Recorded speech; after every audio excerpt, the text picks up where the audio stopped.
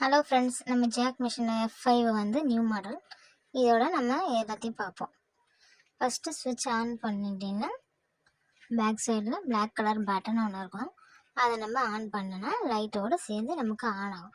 நம்ம லைட்டு வேணும்னா நம்ம ஆன் பண்ணிக்கலாம், இல்லை தேவையில்லைன்னா ஆஃப் பண்ணிக்கலாம்.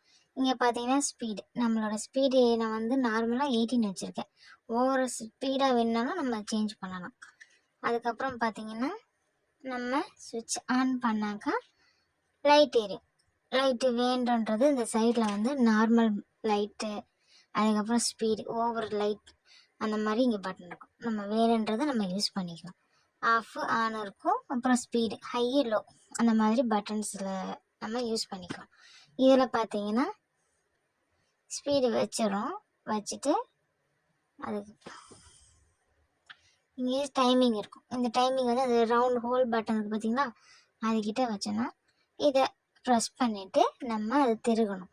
நார்மல் லூஸ் பண்ணும்போது லூஸ் ஆக்கலாம், ஆனால் ப்ரெஸ் பண்ணும்போது இருக்கும்போது இந்த மாதிரி அழுத்திட்டு டைட் பண்ணிங்கன்னா தான் அது உள்ளே இருக்கிறது வந்து ஸ்ப்ரிங் எல்லாமே நல்லாயிருக்கும்.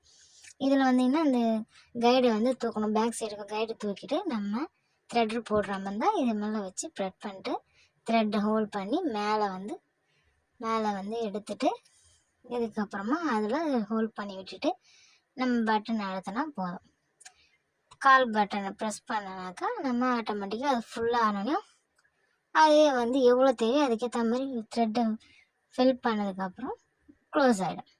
அப்புறம் நம்ம எடுத்து யூஸ் பண்ணிக்கலாம். சைடில் பார்த்தீங்கன்னா கட்டர் இருக்கும், நூல் கட் பண்ணுறதுக்கு அதிலே கொடுத்துருப்பாங்க. இதுக்கப்புறம் பார்த்தீங்கன்னா நம்ம எடுத்து யூஸ் பண்ணிக்கலாம். இதில் வந்து ஸ்மால் த்ரெட் இந்த மாதிரி திங்ஸ் எல்லாம் போட்டு வச்சுக்கலாம். அதுக்கப்புறம் த்ரெட் எப்படி போடுறோன்னு பாருங்கள்.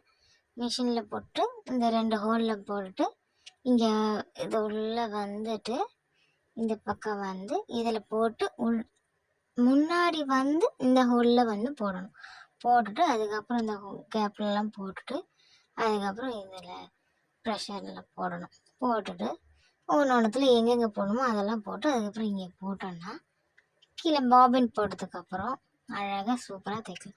இங்கே நமக்கு செட் பண்ணிக்கலாம் என்னென்ன ஸ்பீடு வேணுன்றது.